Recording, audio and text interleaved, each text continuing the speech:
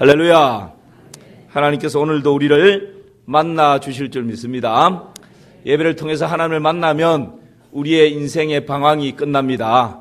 하나님을 만나면 우리가 가지고 있는 모든 문제에 답을 얻게 될 줄 믿습니다. 예배가 복입니다. 우리 교회의 비전을 현수막으로 이렇게 달아놨습니다. 우리 마산 3.1교회 비전. 제가 우리는 하면 여러분 직사각 속에 박스 속에 세 가지가 있죠.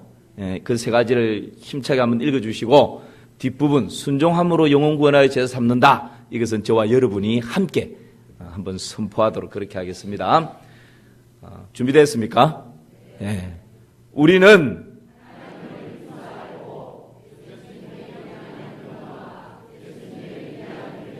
순종함으로 영혼 구원하여 제자 삼는다.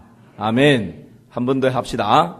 이게 이제 아마 내년쯤 되면 앞으로 계속 이 말씀 또 부분적으로 말씀을 묵상하고 또 우리 교회 비전을 구체적으로 좀 더 실천하고 하는 일들이 있을 것입니다. 지난주 51주년을 맞이하면서 두 번째 부분 예수님의 위대한 명령에 대해서 설교를 했는데 오늘은 세 번째 설교를 하게 될 것입니다. 다시 제가 우리는 하면 세 가지를 여러분이 읽고 뒷부분은 함께 선언합니다. 우리는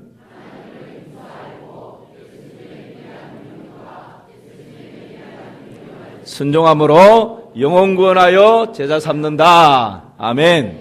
예. 이 밑에 우리가 꿈꾸는 푸른 공동체 6가지 공동체를 지향하는 영역입니다. 선교 공동체, 예배 공동체, 훈련 공동체, 사역 공동체, 다음 세대를 준비하는 공동체, 기도 공동체. 제가 마산 3.1교회에 부임을 해서 첫 정책당에 가서 우리 장로님들과 머리를 맞대고 앞으로 우리 교회의 궁극적인 비전을 이렇게 채택을 했습니다. 그동안에는 교회의 근본적인 기도와 말씀 이런 사역 쪽에 집중했고 이제 내년쯤 되면 우리 비전을 구체적으로 실현해가는 이런 일들을 또 하게 될 것입니다. 그래서 지난주 우리가 예수님의 위대한 명령에 대해서 두 번째 우리 교회에 순종하는 해야 할 영역에 대해서 우리 말씀을 나누었습니다. 여러분 우리 찬양대만 지난주 우리가 예수님의 위대한 명령은 뭐라 그랬죠? 아이고, 어찌겠노. 예수님의 위대한 명령 마태복음 28장. 그렇죠. 이제 생각나죠. 모든 민족으로 뭐 하라고요? 제자 삼으라.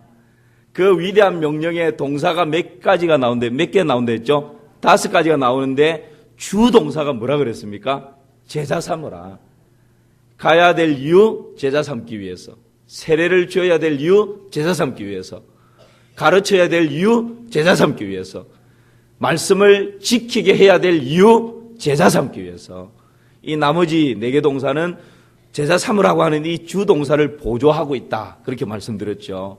그래서 예수님의 위대한 명령은 전도하는 것이고 선교하는 것이고 그 선교하고 전도해서 돌아온 영혼들을 또 다른 영혼을 구원할 수 있는 예수님의 제자로 든든히 만들어가는 것, 세워가는 것, 이것이 예수님의 지상명령이다. 위대한 명령이다. 그렇게 지난주에 우리가 말씀을 나누었습니다. 그렇다면 세 번째입니다. 하나님을 힘써 알고는 그냥 건너뛰었고요. 세 번째, 예수님의 위대한 계명이 뭔가? 예수님의 위대한 계명. 여러분, 한 율법사가 예수님을 시험하려고 예수님께 나와서 묻습니다. 예수님, 율법 중에서 어느 계명이 가장 큽니까? 라고 물을 때에 예수님께서 뭐라고 대답하십니까? 마태복음 22장 37절에서 40절 말씀이죠. 함께 보겠습니다. 네, 같이 읽어봅니다. 예수께서 이르시되, 다시요. 37절에서 40절 시작. 예수께서 이르시되 내 마음을 다하고 목숨을 다하고 뜻을 다하여 주 너의 하나님을 사랑하라 하셨으니 이것이 크고 첫째 되는 계명이요 둘째도 그와 같으니 내 이웃을 내 자신같이 사랑하라 하셨으니 이 두 계명이 온 율법과 선지자의 강령이니라. 한 율법사가 예수님께 와서 구약에 많은 율법들이 있는데 그 중에서 제일 큰 계명이 있다면 그게 뭡니까? 라고 물었습니다. 예수님께서 뭐라 대답하신다고요? 딱 줄여서 말하면 마음과 목숨과 뜻을 다해서 누구 사랑하라고요? 하나님 사랑해라. 그리고 네 자신같이 또 누굴 사랑해라고요? 내 이웃 사랑해라. 이것이 온 율법과 선지자의 강령이다. 하나님 사랑, 누구 사랑요? 이웃 사랑. 이것이 십자가죠, 십자가. 이것을 예수님께서 말씀하십니다. 여러분, 먼저 하나님 사랑입니다. 우리가 하나님을 사랑하지 못하고 우리 인생이 불행 가운데 떨어져 버린 것은 무엇 때문에 그렇습니까? 우리가 스스로 하나님의 사랑을 거부해 버렸기 때문에. 조금 더 리얼하게 말씀을 드리자면 하나님의 사랑을 우리 스스로가 차버렸기 때문에. 그래서 우리 인생은 불행으로 떨어져 버렸습니다. 그뿐만 아니라 하나님의 사랑을 차버리고 내 스스로 돌아서 버린 인생은 마귀에게 속하게 되고 마귀의 심판을 받게 되는 인생으로 전락하게 되었습니다. 여러분, 이 불행에서 다시금 우리 인생의 참된 의미를 깨닫고 참된 행복을 되찾는 길이 있다면 그게 뭘까요? 그게 뭘까요? 하나님께로 돌아가는 것입니다. 하나님의 사랑을 차버리고 내 스스로 돌이켜버렸기 때문에 불행이 온 것이고 마귀의 심판 가운데 빠질 수밖에 없는 그런 인생이 돼버렸는데, 여기에서 회복될 수 있는 길은 누구에게로 돌아가는 거예요? 하나님께로 돌아가는 거예요. 그런데 그 하나님께로 돌아가는 유일한 길이 있는데 그분이 누구십니까? 하나님께로 돌아갈 수 있는 유일한 길은 예수 그리스도 한 분밖에 없는 줄 믿습니다. 그래서 여러분, 교회에 나오는 것은 예수님을 믿는 것이죠. 그 예수님을 믿음으로 하나님의 형상이 회복되어지고 마귀의 본질상 진노의 자녀, 마귀의 자녀였던 우리가 예수님을 통해서 누구의 자녀로 신분이 바뀌어진다고요? 하나님의 자녀로 신분이 바뀌어지는 이 놀라운 은혜를 덧입을 수 있게 된 것이죠. 여러분, 우리가 하나님을 사랑하지 못하는 이유는 하나님을 떠나버렸기 때문이고, 또 내가 신앙생활을 한다라고 하면서도 하나님을 사랑하지 못하는 이유는 자기 사랑 때문에 그래요. 내 육신의 소욕 때문에 그렇습니다. 그래서 우리가 신앙생활이, 교회생활이, 예배생활이, 기도생활이 하나님 중심이어야 하는데 끊임없이 나 중심으로 전락해 버렸습니다. 우리 기독교가 힘을 잃어버리게 된 것은, 여러분, 우리나라 초창기 때에 나라가 힘들고 어려울 때에 독립운동을 하고 이 나라에 엄청난 영향력을 미칠 때에 우리 믿음의 선배들은 목숨 내어놓고 하나님 사랑했거든요. 그러니까 그때 당시 퍼센테이지로 따지면 전 국민의 3%밖에 안 됐지만, 크리스찬 비율이 3% 정도밖에 안 됐지만 나라의 중요한 역할들을, 아주 선한 영향력들을 흘러보내는 그런 힘 있는 기독교였는데, 지금은 좀 죄송합니다만 목사인 저부터 시작해서 여러분, 너무 하나님 중심에서 인간 중심으로 우리 기독교가 자꾸 흘러가는 거예요. 하나님 중심에서 나 중심으로 이 본질이 자꾸 흐려지고 있는 것입니다. 여러분, 그렇지 않습니까? 기도하는 기도의 제목도요, 나와 상관없는 교회 부흥을 위해서, 나라와 민족을 위해서, 북한 땅을 위해서, 세계 선교를 위해서 기도합시다 하면 이 기도의 소리가 몇 분을 넘기지 못해요. 그만큼 약화돼 버렸어요. 여러분, 우리 부모님 세대는 나라와 민족을 위해서 눈물뿌려 밤새워 기도했지 않습니까? 그러고도 다음날 논밭에 일하러 나가는 그런 우리 부모님 세대였잖아요. 그런데 우리가 예배 드릴 때도 나 중심이에요.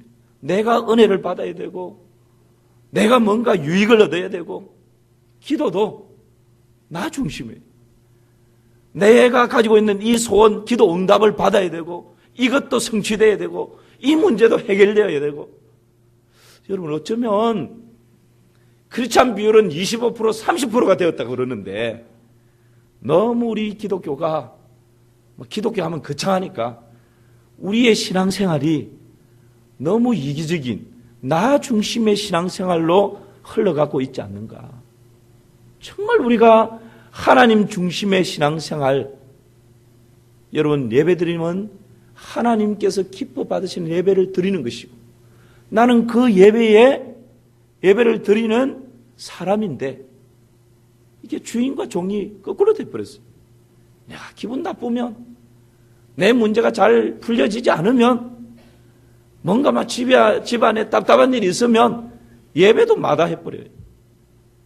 너무 우리의 형편과 상황에, 우리의 이 감정과 기분에 하나님 중심의 신앙이 너무 쉽게 막 갈대처럼 흔들려 버리고 있는, 어쩌면 이런 때를 지금 살아가고 있지 않나 하는 마음의 씁쓸함이 있습니다.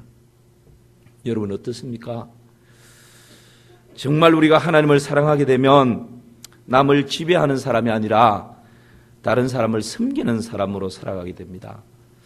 정말 우리가 하나님을 사랑하게 되면 투쟁하는 사람이 아니라 희생하는 사람이 됩니다. 정말 내 안에 하나님 사랑하는 마음이 샘물처럼 퐁퐁 솟아나면 받는 사람이 아니라 주는 사람으로 살아가고요, 시기하는 사람이 아니라 축복하는 사람으로 살아갑니다. 여러분 다시 한번 이 시간 여러분 우리의 마음을 하나님께로 집중하는 은혜가 있기를 주님의 이름으로 축원합니다. 돌아와야 됩니다. 내가 예배하는 이유가 뭡니까? 하나님 사랑이어야 합니다. 우리 찬양대 일찍 와서 연습하고 예배 시간에 이렇게 찬양대로 섬기는 단 한 가지 이유가 있다면 그게 뭡니까? 하나님 사랑하는 그 마음 때문이어야 합니다. 내가 교회에서 중직자로, 교사로, 차량봉사로 이런저런 모양으로 땀을 흘리면서 섬기고 애쓰고 수고하는 그 단 하나의 이유가 있다면 그게 뭡니까? 하나님 사랑하는 사랑이 우리의 섬김의 이유가 되어야 되는 것이죠. 다른 것이 그 자리를 차지해버린다면 여러분 우리는 하나님 사랑하는 자리에서 점점 멀어지고 있는 것입니다. 이 시대에 다시금 되찾아야 할 우리의 신앙이 있는데 그것은 하나님 사랑하는 그 사랑의 신앙입니다. 목사님, 하나님 사랑하고 있는데요, 여러분 정말 하나님 사랑하는 그 사랑의 마음 때문에 눈시울이 적셔질 때가 있습니까? 눈을 떠서 하루를 살아가는 나의 삶의 현장 가운데서 하나님 사랑하는 그 사랑의 마음이 가슴에 밀려와서 잠시 하던 일을 중단하고 하나님이 참 좋습니다. 하나님 사랑합니다. 내 인생에 하나님 없었다면 내 인생이 어떻게 되었을까요? 하나님 고맙습니다. 가끔 그런 고백을 할 때가 있습니까? 여러분, 우리의 분주한 마음들, 세상 이런저런 모양으로 갈기갈기 찢겨져 있는 마음들, 흩어져 있는 마음들, 다시금 하나님 사랑하는 것으로 우리의 초점이 맞추어져야 합니다. 하나님 사랑하는 방법을 세 가지로 오늘 말씀하고 있죠. 37절 말씀입니다. 우리 함께 읽어보겠습니다. 예수께서 이르시되 내 마음을 다하고 목숨을 다하고 뜻을 다하여 주 너희 하나님을 사랑하라 하셨으니, 조금 구체적으로 예수님이 하나님 사랑이고 이웃 사랑이 온 율법과 성지자의 강령인데 하나님을 사랑하되 이렇게 사랑하라고 세 가지를 말씀해 주고 있는데요. 첫 번째, 뭘 다하여 사랑하라고요? 마음을 다했어요. 마음을 다했어요. 여러분, 하나님을 사랑하는데 여러분 마음을 다하여 사랑하십니까? 마태복음 15장 8절에서는 이렇게 말씀하십니다. 이 백성이 입술로는 나를 공경하되 마음은 내게서 멀도다. 이 시대에 그리스도인들에게 영적인 치열한 싸움이 있는데요. 뭔지 아십니까? 마음을 누가 점령하느냐는 것입니다.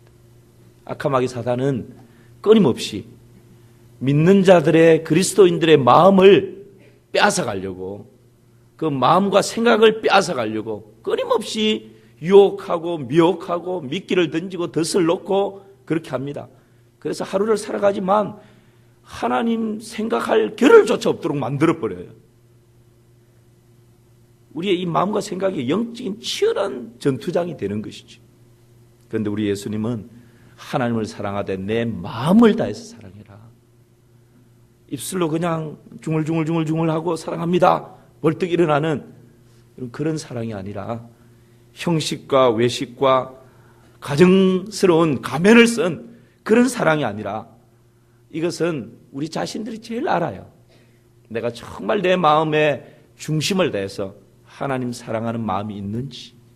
그렇지 않으면 그래도 중직자니까, 그래도 몇십 년 신앙생활을 했으니까 이 마음은 이미 바싹 메말라 버렸는데, 때가 되면 예배에 참석하고 또 때가 되면 기도에도 나오고 그렇게 하고는 있는데, 이미 내 중심, 내 마음에서 하나님 사랑하는 그 사랑의 샘물이 바싹 말라버린 그런 사람들도 들어있을 수 있어요. 여러분, 오늘 이 말씀 앞에 우리 자신들을 다시 한번 들여다봅시다. 내 마음을 다해서 하나님 사랑하라 하시는데, 정말 내 마음 중심에 하나님 사랑하는 마음이 있는지, 나의 모든 신앙의 삶과 섬김과 봉사의 이유가 하나님 사랑하는 그 사랑에서부터 출발하고 있는지. 두 번째, 하나님 사랑하는 방법을 이렇게 말씀합니다. 첫 번째는 내 마음을 다하고, 두 번째는 뭘 다하고요? 목숨을 다하고. 목숨을 다하여 하나님 사랑하는 것 쉽지 않죠. 여러분, 우리 믿음의 선배들은 하나님 사랑하는 것 때문에 그 하나님 사랑 저버릴 수 없어서 신사참배를 거부하면서 옥중에서 온갖 고문을 다 당하고 목숨까지 던지면서 하나님 사랑에 대한 그 정조를 지켜나갔지 않습니까? 그런데 요즘 저를 비롯해서 요즘 우리 신앙생활하는 우리가 하나님 사랑을 너무 쉽게 헌시짝처럼 버릴 때가 많지 않은지, 내 자존심 앞에서 하나님 사랑에 대한 이 마음들이 헌시짝처럼 내팽개쳐 버립니다. 내 통장에 들어오는 그 유익 때문에 나의 이익 앞에서 하나님 사랑이 갈기갈기 찢겨져 버리는 그런 경우가 허다히 많지 않은지, 우리 주님께서는 하나님을 사랑하되 내 마음을 다하고 목숨까지 다해서 하나님 사랑하라 말씀하십니다. 하나님 우리를 그렇게 사랑하셨거든요. 우리가 아직 죄인 되었을 때에 그리스도께서 우리를 위하여 죽으심으로 하나님께서 우리에 대한 자기의 사랑을 확정해 주셨다라고. 목숨을 던지는 사랑을 하나님께서 우리를 사랑하시는 사랑의 증거로 보여주셨는데, 우리는 너무 조그마한 나의 유익 앞에서 하나님 사랑을 저버리고 나의 자존심 앞에서 하나님 사랑을 헌신짝처럼 내던져버리는 그런 일들이 없는지, 이 말씀 앞에서 다시 한번 우리 자신들을 들여다보면 좋겠습니다. 마지막 세 번째로는 사랑의 방법이 뭐라고요? 뜻을 다하여 사랑하라 하셨습니다. 뜻을 다하여. 자, 세 가지를 예수님께서 하나님 사랑에 대해서 세 가지 방법을 말씀하셨는데, 첫 번째가 뭐라고요? 마음을 다하고, 두 번째는요 목숨을 다하고, 세 번째는요 뜻을 다하여. 이 뜻을 다하여 사랑하라, 이 말씀은 쉽게 말하면 내 의지를 동원해서 사랑하라는 거예요. 이것은 부부관계에 비춰보면 금방 이해가 됩니다. 여러분, 우리가 결혼할 때는 좋아 못 살았어. 이 사람 없으면 막 내 인생에 아무런 의미가 없을 것 같아서, 그래서 만나서 서로 결혼해서 살지 않습니까? 그런데 결혼을 해서 살다 보면 정말 이 좋아서 죽고 못 사는 이런 사랑이 얼마나 갑니까? 여러분 경험해 하면 얼마나 가던가요? 그렇게 오래 가지 않습니다. 그렇죠? 뭐 신혼이 옛날에는 뭐 2년, 3년 신혼이라 그랬는데 요즘은 몇 개월이라고요? 한 달도 채 안 된답니다, 신혼이. 여러분, 결혼해서 살다 보면 단점도 보이고 허물도 보이고. 어제 제가 9시인가요? 9시 조금 못 됐은가요? 집에 들어가서 지금 우리 둘째가 와 있거든요. 방학이라고. 집에 들어가니까 이제 그 시간에 뭘 좀 이렇게 한다고 둘째하고 앉아서 이렇게 TV를 보는데 아는 형님인가? 하여튼 그 프로를 해요. 거기에 제가 연예인 중에 아는 연예인 중에 좋아하는 연예인 중에 노사연 가수가 있거든요. 노사연이 나왔는데 노사연 씨가 누구하고 결혼했죠? 여러분 TV 많이 보시는군요. 김무송 아니고 이무송이죠. 그 사람하고 결혼했는데 그런 이제 질문을 하는 거예요. 그 이무송 씨하고 만나서 이제 뭐 신혼여행을 갔든지 했는데 그 이무송 씨가 노사연에게 그런 말을 했대요.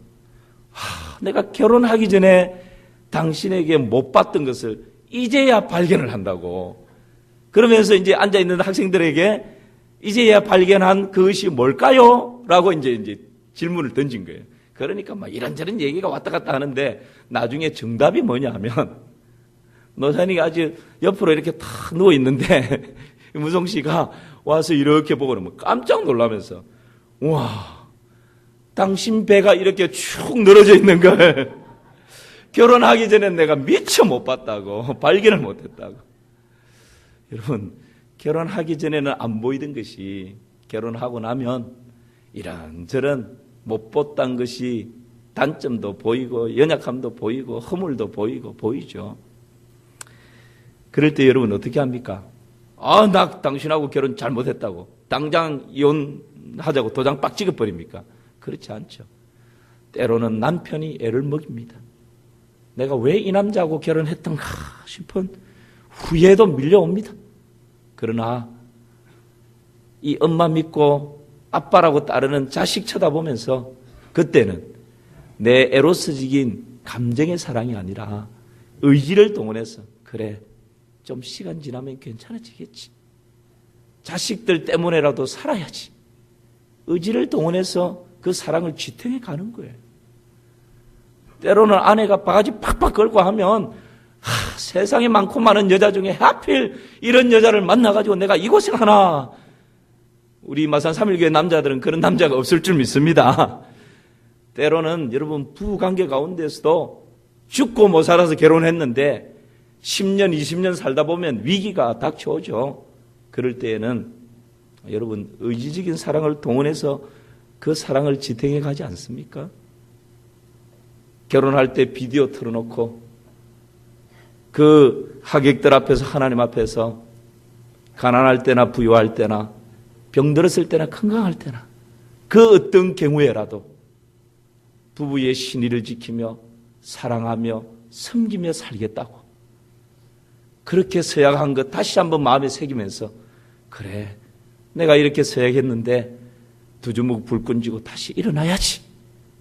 그러면서 지탱해 가는 것 아니겠습니까? 내 감정대로, 내 기분대로 해버린다면 여러분 이 땅에 그런 사랑은 참 사랑이 아니에요. 우리 예수님께서 하나님을 사랑하되 마음을 다하고 목숨을 다하고 세 번째 뭐를 다했어요? 뜻을 다해서 사랑하라. 이것은 내 의지를 동원해서 사랑하라는 것입니다. 때로는 내 기분이 좋아서 룰루랄라 하면서 예배에 나올 때도 너무 기분 좋습니다. 10분 전에 나오고 20분 전에 나와서 하나님 앞에 예배 준비하고 그렇게 예배 드리고 싶은 마음이 막 가슴이 벅찬 그런 때도 있어요. 그런데 기도 응답도 되지 않고 뭔가 마음이 막 불편하고 그럴 때는 예배 지각도 하고 어떨 때는 막 예배 가고 싶은 마음도 없는데 그래도 체면이 있으니까 예배는 가야 되겠고 여러분 우리의 기분이나 우리의 감정이나 우리의 마음은 하루에도 수십 번 왔다 갔다 할 수 있어요. 아침에 내 기분이 다르고 저녁에 내 기분이 다를 수 있어요. 그런데 하나님 사랑하는 이 사랑을 내 기분, 내 감정, 내 환경 거기에 따라서 왔다 갔다 하면 안 된다는 거예요. 그럴 때는 내 의지를 동원해서 하나님 말씀을 순종하고자 하는 그런 마음 가지고 하나님 사랑하는 사랑을 실천하라는 거예요. 이것이 뜻을 다하여 하나님을 사랑하라 라고 하는 말씀입니다. 오늘 예배 가운데 나오신 사랑하는 성도 여러분, 우리의 마음을 다하고 목숨을 다하고 내 감정이 내 기분이 뒷받침되지 않을 때는 의지를 동원하는 뜻을 다하여 하나님을 사랑하는 우리 마산 삼일교회 성도님들 다 되시기를 주님의 이름으로 축원합니다. 이 하나님 사랑의 테스트 5가지가 있습니다. 어떤 책에 보니까 있는 것을 제가 인용했습니다. 여러분 한번 5가지를 보십시오. 첫 번째, 하나님 사랑에 대한 첫 번째는 어떤 게 있다고요? 그 사람과 항상 함께 있고 싶습니다. 사람의 비유를 했는데 결국 하나님의 적용을 하면 됩니다. 여러분, 정말 사람을 사랑하는 사람이 있으면 그 사람과 함께 있고 싶습니까? 멀리 떨어져 있고 싶습니까? 함께 있고 싶죠. 하나님을 사랑하면요, 하나님과 함께 있고 싶어요. 주님과 함께하는 이 고요한 시간, 주님의 보좌 앞에 내 마음을 쏟네. 모든 것 아시는 주님께 감출 것 없네. 내 마음과 정성 다해 주 바라나이다. 이 찬양을 고백하면서 주님과 함께하는 이 고요한 시간, 이 세상 그 무엇과도, 이 세상 그 누구와도 바꿀 수 없습니다.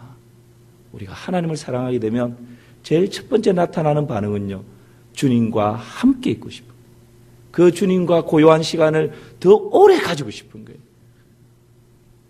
여러분, 우리 자신들을 한번 하나하나 테스트해 봅시다. 두 번째, 정말 하나님을 사랑하면 이런 모습들이 나타나는데요, 그 사람에 대해 모든 것을 뭐 하고 싶다고요? 알고 싶은 거예요. 사랑하는 사람, 좋아하는 사람이 있으면 그 사람을 알고 싶은 마음이 계속 일어나는 거예요. 그 사람이 뭐 하는지, 무슨 취미를 가지고 있는지, 어떤 음식을 좋아하는지, 몇 시에 자고 몇 시에 일어나는지, 어떤 색깔을 좋아하는지 알고 싶어요.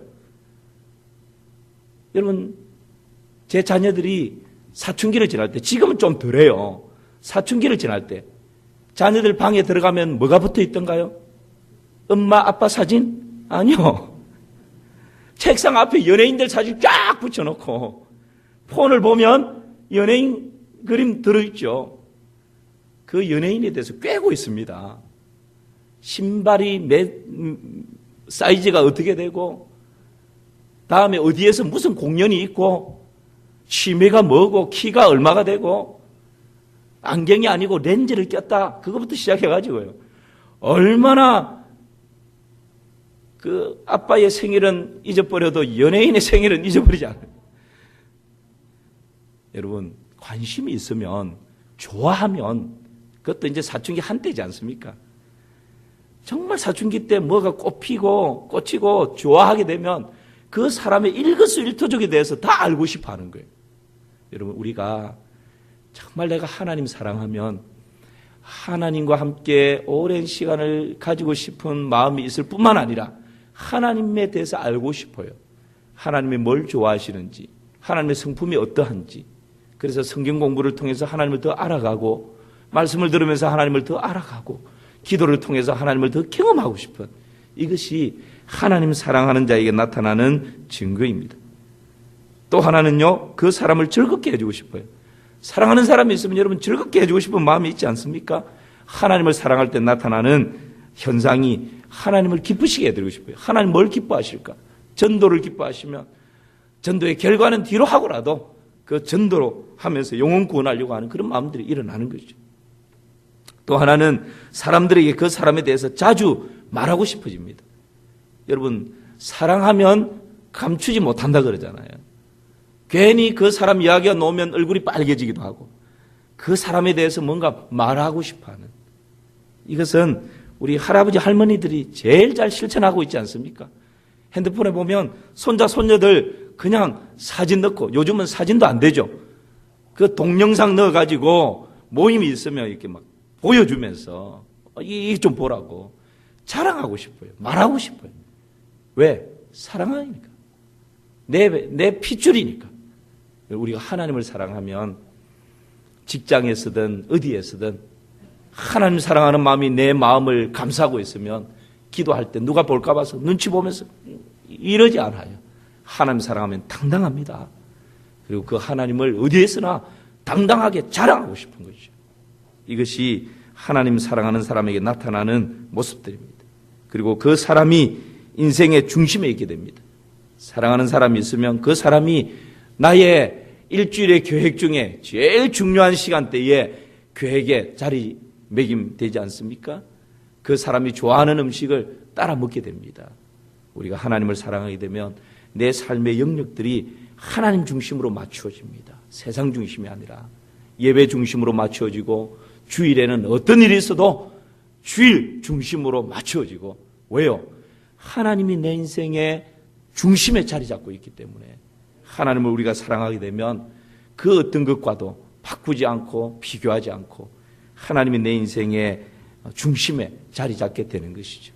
이 5가지. 여러분 다시 한번 정리를 해보십시오. 내가 하나님을 사랑한다면 5가지 이런 모습들로 한번 체크를 해볼 수 있는데 그 사람과 항상 함께 있고 싶다. 하나님과 항상 함께 있고 싶은 마음이 있습니다. 2번째는 하나님에 대해서 모든 것을 알고 싶은 마음이 일어납니다. 3번째는 하나님께서 기뻐하시는 것이 무언가 거기에 초점이 맞춰지게 됩니다. 4번째는 사람들에게 하나님에 대해서 자랑하고 싶고 내가 교회 다녀보니까 너무 좋더라. 교회에 대해서 자랑하고 싶은 그런 마음들이 일어나는 것이죠. 하나님 사랑하는 사람에게 있어서는 하나님이 내 인생의 중심에 자리를 잡게 되는 것입니다. 이것이 하나님 사랑하는 사람에게 나타나는 그러한 모습들입니다. 여러분 마지막으로 둘째로 하나님 사랑, 그 다음에 이웃 사랑을 말씀하십니다. 우리 39절 말씀 같이 한번 읽어볼까요? 39절입니다. 시작. 둘째도 그와 같으니 내 이웃을 내 자신같이 사랑하라 하셨으니 예수님의 위대한 계명은 하나님 사랑이고 이웃 사랑입니다. 십자가죠. 그런데 둘째 하나님 사랑하라라고 말씀하고 둘째도 이와 같으니 내 이웃을 뭐와 같이 사랑하라고요? 내 자신같이. 그런데 이 예수님의 말씀을 사랑의 사도였던 사도 요한은 이렇게 해석을 해주고 있습니다. 요한 1서 4장 20절 21절 같이 읽어볼까요? 누구든지 하나님을 사랑하노라 하고 그 형제를 미워하면 이는 거짓말하는 자니 보는 바 그 형제를 사랑하지 아니하는 자는 보지 못하는 바 하나님을 사랑할 수 없느니라. 우리가 이 계명을 주께 받았나니 하나님을 사랑하는 자는 또한 그 형제를 사랑할지니라. 예수님께서 온 율법과 성지자의 강령, 예수님의 위대한 계명은 하나님 사랑이고 이웃 사랑이다. 그렇게 말씀하셨는데 사도 요한은 이 예수님의 위대한 계명을 이렇게 설명합니다. 하나님 사랑하는 것은 이웃 사랑하는 것과 같은 것이다. 그러니까 지금 내 곁에 있는 눈에 보이는 이웃을 사랑하지 못하면서 하나님 내가 하나님 사랑합니다 라고 하는 것은 거짓말이라는 거예요. 정말 눈에 보이지 않는 하나님을 사랑하는 그 사랑은 무엇을 통해서 증명되어진다고요? 이웃을 사랑하는 것으로. 그 이웃을 사랑하되 뭐와 같이 사랑하는 것으로요? 네 자신같이 사랑하는 것으로. 여러분 이것은 창세기에서부터 주어집니다. 하나님께서 아담을 만드시고 아담이 홀로 있는 것이 좋지 못해서 아담의 갈비뼈를 취하여 한 사람을 만들었는데 여자를 만드는데 그 여자의 이름이 뭐죠? 하와입니다. 이브라고도 하죠. 하와를 만들고 이 아담 앞으로 하와를 쫙 데리고 오니까 아담의 입에서 감탄사가 터져 나옵니다. 그게 뭐였습니까? 이는 내 뼈 중에 뼈요 살 중에 살이라. 여러분 뼈 중에 뼈요 살 중에 살이라. 이것을 딱 한 단어로 말하면 뭐죠? 네, 눈치 빠른 사람들은 이제 오늘 주보 보고 내 안에 누가 있다? 네, 이거는 이제 단어가 아니잖아요. 제가 요구하는 것은 뼈 중에 뼈요 살 중에 살이다. 이것을 한 단어로 말하면 뭘까요? 네? 자, 다, 나. 50점입니다. 50점. 이걸 한 단어로 말하면 따라해 봅시다. 여보. 따라 하시라니까는요. 옆 사람, 옆에 남자 보고 그러면 안 되고. 어떤 사람은 뼈 중에 뼈요, 살 중에 살을 한 단어로 그러니까 게마살 그러던데 게마살이 아니고 원어적인 의미를 한국말로 딱 한 단어로 번역하면 여보, 자기 이거예요. 여러분 여보가 뭡니까? 사랑하는 사람에게 자기 그런데 자기가 뭡니까? 풀어서 설명하면 내 안에 당신이 있다는 거예요. 당신 안에 누가 있다고요? 내가 있다는 거예요. 그 의미가 자기, 여보라는 말이거든요. 그러니까 내 뼈 중에 뼈요 살 중에 살이라고 하는 이 최초의 감탄사가 하나님이 배필로 딱 만들어서 앞에 세워놓으니까 아담의 입에서 이는 내 뼈 중에 뼈요 살 중에 살이다. 내 안에 당신이 있다. 당신 안에 내가 있다. 다른 말로 하면 내가 당신이고 당신이 누구라고요? 나다라는 거예요. 나와 당신은 하나라는 거예요.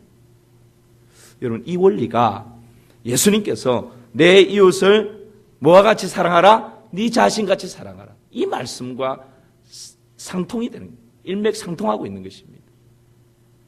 창세기부터 주어졌던 이 원리입니다. 그래서 이웃을 사랑하는 것이 하나님을 사랑하는 것이다. 한 가지 이야기만 하고 말씀을 마무리하겠습니다. 제가 언젠가 한번 말씀드린 기억이 있습니다. 마음을 열어가는 101가지 이야기라는 책에 이런 한 토막 이야기가 나온다 그랬죠. 오늘 말씀과 너무 적용하기가 쉬울 것 같아서 한 번 더 인용을 합니다. 어떤 소년이 하나님 진짜 살아계시면 그 하나님 만나고 싶다라는 소원을 품고 배낭에 음료수 6병과 초콜릿 몇 개를 넣고 하나님을 만나기 위해서 길을 떠납니다. 한참 길을 가는데 점심시간이 다 돼가는데 한 공원에 이르렀습니다. 그 공원 벤치에 보니까 할머니 한 분이 아주 외롭게 그냥 가만히 쪼그리고 앉아 계신 거예요. 그래서 이 소년이 점심시간도 되고 해서 그 할머니 곁으로 가서는 할머니에게 배가 고파 보이니까 초콜릿 하나를 꺼내서 할머니에게 말없이 건네줍니다. 그러니까 할머니가 그 소년을 물끄러미 바라보다가 초콜릿을 받고는 환한 미소로 활짝 웃는 거예요. 이 소년이 할머니의 그 미소를 보면서 그냥 마음이 그냥 너무 감동이 됐습니다. 또 이 소년이 배낭에서 음료수 하나를 꺼내서 할머니에게 이렇게 건네주니까 할머니가 그 음료수를 받고는 또 세상에 너무 행복한 미소로 환하게 웃는 거죠. 그렇게 그날 오후를 이 소년이 그 할머니와 함께 초콜릿을 주고 할머니가 환하게 웃고 음료수를 드리고 또 할머니가 행복해하고 그렇게 오손도손 시간을 보내다가 해가 뉘엿뉘엿 넘어갑니다. 소년이 집에 가려고 배낭을 주섬주섬 챙겨서 배낭을 메고 집으로 가다가 다시 할머니를 물끄러미 바라보고는 외로워 보여서 다시 할머니에게 와서는 할머니를 꼭 껴안아줍니다. 그리고 할머니에게 인사를 하고 집으로 가려고 하는데 할머니가 지금까지 소년이 보지 못했던 세상에서 가장 행복한 미소를 활짝 지어 보이는 거예요. 소년의 가슴이 너무 감동의 물결이 밀려왔습니다. 배낭을 짊어지고 집에 현관문을 열고 들어가는데 엄마가 그 어머니가 그 아들을 보면서 너 오늘 밖에서 진짜 기분 좋은 일 있었는가 보다? 너가 오늘 왜 이렇게 행복해 보이니? 라고 묻습니다. 그때 그 소년이 그 어머니에게 엄마, 나는 오늘요 공원에서 하나님과 점심을 같이 먹었어요. 엄마 아세요? 하나님은 이 세상에서 가장 행복한 미소를 가진 분이었어요. 그렇게 얘기를 해요. 같은 시간에 할머니도 집에 현관문을 열고 들어갑니다. 아들이 어머니죠. 어머니를 맞이하기 위해서 현관문에 나오면서 그 어머니의 환한 미소를 보면서 어머니에게 묻습니다. 어머니, 오늘 밖에서 진짜 기분 좋은 일이 있었는가 봐요. 어머니 얼굴이 천사 얼굴 같아요. 어떻게 이렇게 행복해 보입니까? 그때 그 어머니가 아들에게 이렇게 얘기하죠. 아들아, 내가 오늘 공원에서 하나님과 점심을 함께 먹었다? 너 아니? 하나님은 내가 생각한 것보다 훨씬 젊었더라. 그러는 거예요. 여러분, 이 짧은 이야기가 우리에게 주는 교훈이 무엇입니까?